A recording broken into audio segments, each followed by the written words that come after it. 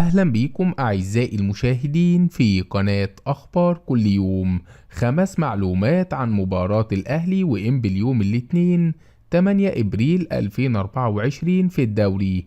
يترقب عشاق الساحرة المستديرة دقات 10 مساء اليوم الاثنين لمتابعة اللقاء المهم اللي هيجمع الأهلي مع إنبي باستاد القاهرة الدولي في اللقاء المؤجل من الأسبوع ال16 لمسابقة الدوري المصري، ونلقي الضوء على أهم المعلومات عن المباراة.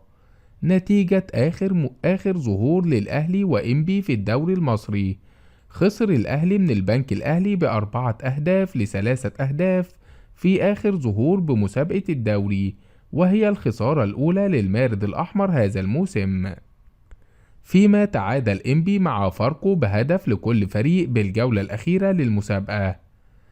ترتيب الأهلي وإنبي في بطولة الدوري المصري: يمتلك الأهلي 17 نقطة في رصيده ببطولة الدوري، يحتل بها المركز ال11 بجدول المسابقة بعدما لعب 8 مباريات، حقق 5 انتصارات وتعادل مرتين وخسر لقاء وحيد، وسجل لاعبوه 20 هدف وتلقى شباكه 9 أهداف، ولا يزال لديه 9 مباريات مؤجلة.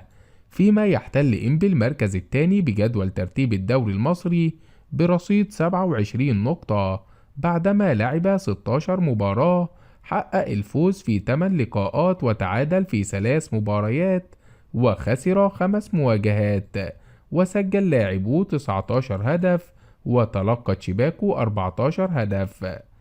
القيمة التسويقية للأهلي وإنبي: تبلغ القيمة التسويقية للأهلي 32 مليون يورو و48%، فيما تبلغ القيمة التسويقية لإنبي 4.83 مليون يورو.